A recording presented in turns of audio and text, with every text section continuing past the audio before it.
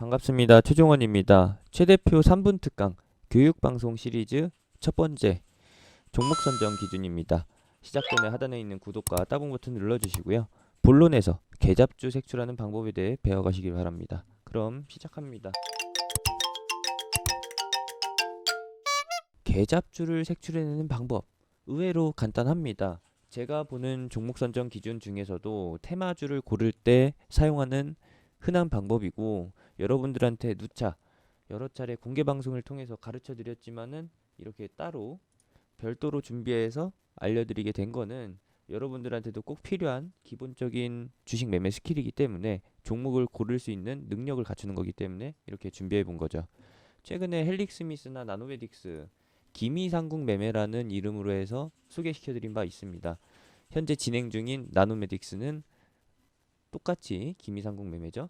기미상궁 매매라고 하면은 종목 선정 기준을 바탕으로 하는 매매 방법인데,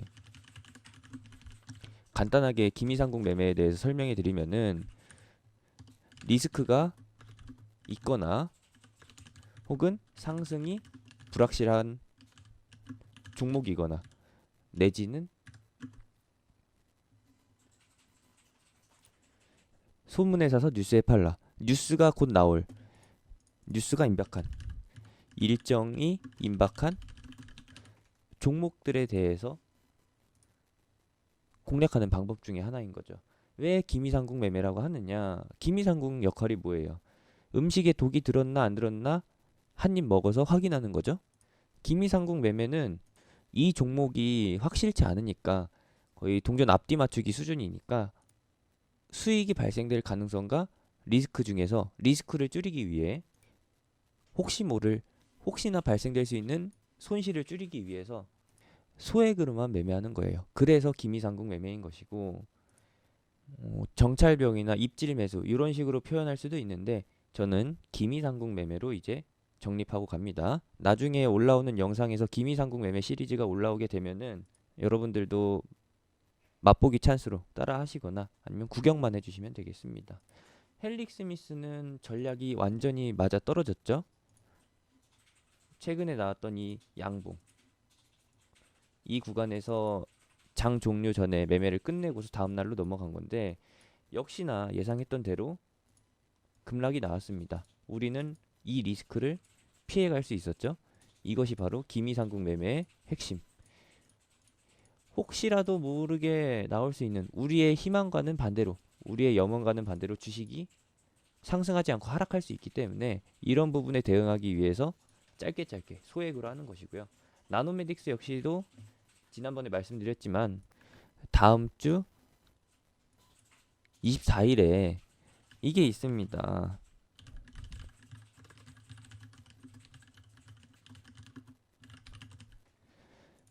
스탠다드 그래핀의 사업 청사진 발표가 있고, 여기에서 짐 로저스가 참석을 합니다. 짐 로저스라고 하면은 아난티 사회이사면서 나노메딕스에 몸을 담고 있는, 진짜로 투자를 목적으로 와 있는 건지 아니면은 배우로 캐스팅 된 건지 모르겠지만, 또 하나 말씀드리자고 하면은 그게 있죠.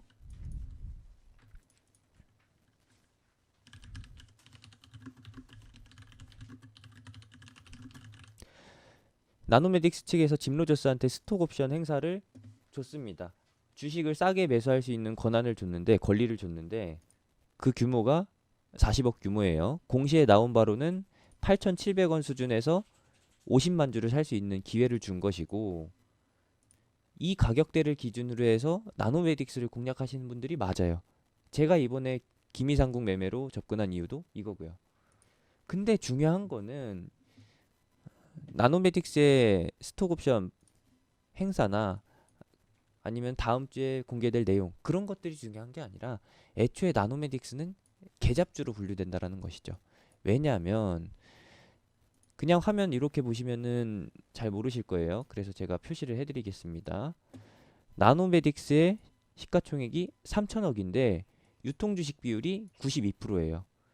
일단 종목 자체가 무거워요. 코끼리급은 아니지만 코끼리보다는 조금 가벼운 하마 수준은 되겠다. 즉 엉덩이가 무겁기 때문에 급변동이 나타나기 쉽지 않다. 여러분들 경험해 보셨잖아요. 삼성전자가 상한가 가는 거 보신 적 있으세요? 없죠? SK하이닉스, LG전자 같은 대형주가 상한가 간 적 저는 본 적이 없거든요. 테마주도 마찬가지입니다. 테마주는 고유의 성향이 있는데 시가총액이 낮거나 혹은 유통주식 비율이 10%에서 20%, 일명 품절주라고 부르는 이런 요소들이 갖춰져 있어야 그래야 급등이 가능합니다. 이러한 일정이 잡혀 있을 때에도 나노메딕스가 사전적인 움직임을 그렇게 크게 보이지 않는 거, 그리고 현재 대장이라고 평가받고 있는 국일제지와 시세가 완전히 다른 분위기를 띠고 있다라는 거, 이런 것들에서 포인트를 잡으셔야 돼요. 물론 국일제지 역시도 시가총액이 꽤나 높아졌는데 1,000원에서 7,000원대까지 올라왔으니까 주가가 6배 이상, 7배 가까이 상승한 상태니까 시가총액이 늘어난 것이지, 얘 상승하기 전에는 주가가 1,000원 수준일 때는 시가총액 1,000억 수준이었거든요. 그러면은 나노메딕스랑 완전히 다른 거잖아요. 기본적으로 종목 자체가 나노메딕스와 국일제지를 비교했을 때 무게감도 국일, 나노, 무게감도 역시나 나노메딕스가 훨씬 무겁고, 무게감이 무겁다라고 하면은 상승할 가능성이 좀 떨어지죠. 상승 탄력도 떨어지고요. 무게감 기준으로 해서 봤을 때, 그리고 유통주식 비율 요것까지도 따져봤을 때 국일의 상승 가능성이 훨씬 더 높았다. 구조 자체가 좋았다. 라고 보는 것이고, 제가 처음에 말씀드린 이 계잡주 색출 방법, 이런 것들은 기본적으로 상승의 가능성을 나타내는 것이고, 계잡주는 공통사항이 있어요. 나노메딕스 뿐만 아니라, 제가 나노메딕스를 계잡주로 보는 이유는 유통주식, 현재 발행되어 있는 이 기업의 주식 비율을 보세요. 답이 나옵니다. 대주주는 6% 가지고 있고 나머지 92%가 개미 또는 개미 속에 개미의 탈을 쓴 세력이 있을 수 있는데, 와, 대주주는 낮고 개미의 비율이 높아요. 이것은 개미들이 직접 시세를 끌어올리거나 아니면은 누군가가 시세를 끌어올려줘야 되는데, 시세를 끌어올려줄 물량들이 다 개미한테 돌아가 있으니까 가능하겠냐고요. 과연 나노메딕스로 수익을 보고 있는 사람들이 많을까요? 물려 있는 사람들이 많을까요? 물려 있는 사람들의 비중이 훨씬 더 크기 때문에, 그래서 종목이 안 가는 겁니다. 종목들의 물량이 다 현재 수준보다, 현재 주가보다 위쪽에 다 뭉쳐 있으니까 이것들이 다 저항 물량으로 발생되는 것이고, 주가가 상승하려고 해도 항상 매도세에 막히다 보니까 상승 탄력이 떨어지는 거고요. 유통주식 비율 중에서 개미의 비율, 개인 투자자, 대주주 외에, 주요주주 외의 비율이 높은 것은 못 갑니다. 공통적인 사항이라고 하면은 두 번째로 차트가 이러한 형태를 띠고 있죠. N자형으로 한참 꺾인 이후에 바닥권을 만들고 나서 횡보하면서 다음 상승을 노리는 듯한 액션을 취해가는 거. 일반적인 나노메딕스보다 조금 더 구조적으로 나은 종목들은 이 과정을 거치고 나서 추세 전환이 나오면서 우리가 기대해 볼 수 있을 만한 상승이 나오는 경우가 많은데, 이런 식으로 나노메딕스처럼 유통주식 비율이 높은 종목은 못 간다라는 거. 비교 대상으로 볼 수는 없겠지만 신라젠이나 뭐 최근에 각종 이슈를 받았던 HLB나 헬릭스미스, 하락할 때, 급락할 때 보면 초점이 맞춰졌던 게 대주주의 지분율이 굉장히 낮다라는 거. 대주주의 지분율이 낮다라는 것을 해석해 보면은 간단해요. 내 기업에 사랑하는 마음이 있고, 내 기업에 대해서 내가 진행하고 있는 사업이 진짜 자신 있고 유망한 사업을 띠고 있고 성장성이 뚜렷하게 나타날 것이라고 믿음을 가지고 있다라고 하면은, 이런 식으로 비율이 낮을 게 아니라 계속 자사주 매입해서 자기 사비로 주식을 사서 비율을 늘리겠죠. 비유를 해드리자면은 맛있는 음식이 있을 때 남 안 주고 나 혼자 먹으려고 아끼잖아요.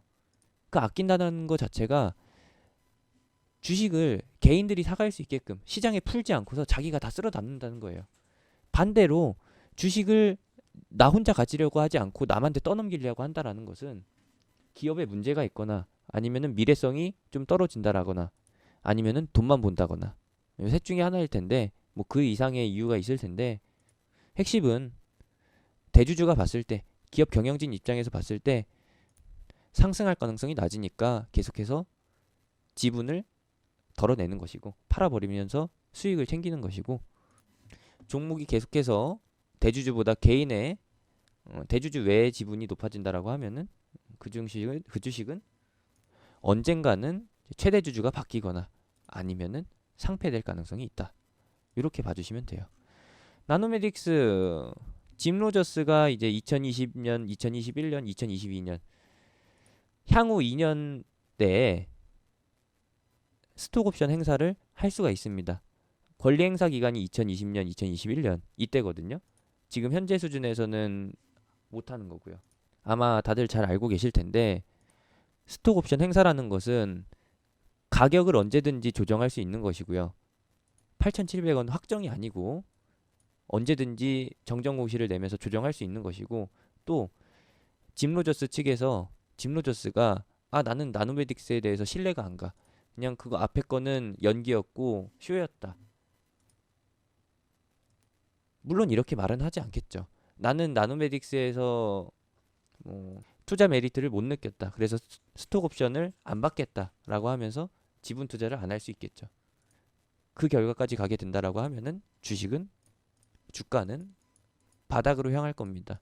지금 최근에 형성되어 있는 박스권 그리고 8,700원을 중심으로 해서 등락을 보이고 있는 이 흐름 다 짐 로저스 효과인 것이지 고용된 배우에 의해서 나타나는 시세인 것이지 이 뒤에 어떠한 진실이 숨겨져 있을지는 우리도 모른다라는 거. 그래서 기미상궁 매매 전략으로 간 것이고 나노메딕스를 계잡주로 분류한 것입니다. 판단은 여러분들한테 맡기겠습니다. 정리해서 말씀드리자라고 하면은 상승할 종목은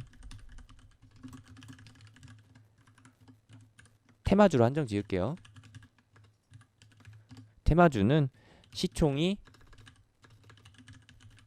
낮아야 하며 품절주 성향을 띄어야 한다. 즉 유통주식 비율이 낮아야 한다. 이것을 기본으로 합니다. 이 이상 이것을 뛰어넘어서 움직일 수 있는 종목은 그건 테마가 아니라 이제 성장성을 띠는 기업일 거라는 거. 그렇게 정의하면서 마무리하고 싶네요. 앞서 설명이 조금 복잡했을 수 있는데 결론에서 이렇게 확실하게 말씀드리겠습니다. 계잡주는 시가총액이 높으며 품절주 성향이 전혀 없고 대주주의 비율이 낮다. 유통주식 비율이 굉장히 높다. 상승할 가능성이 낮다라고 보시면 되겠고 상승 가능성이 높은 테마주는 시가총액이 낮으며 품절주 성향이 강하고 유통주식 비율이 낮다라는 공통점을 가지고 있습니다. 이것만 체크해 주신다라고 하면은 테마주 부분에 있어서 대장주와 후발주를 가리는 능력 바로 생길 겁니다. 이 영상 한 번만 더 돌려보시면은 종목을 보는 눈이 바뀌실 거예요. 여기까지고요. 기미상궁 매매로 진행하고 있는 나노메딕스나 아니면은 헬릭스미스 이후에 발생될 수 있는 일정주 또 있습니다. 있는데 함께 해보고 싶으신 분들 종목 관점 다음 일정주가 궁금하신 분들은 하단에 있는 링크 또는 영상 끝나고 나오는 링크 타고서 톡방으로 들어오시면 되겠습니다. 이상입니다.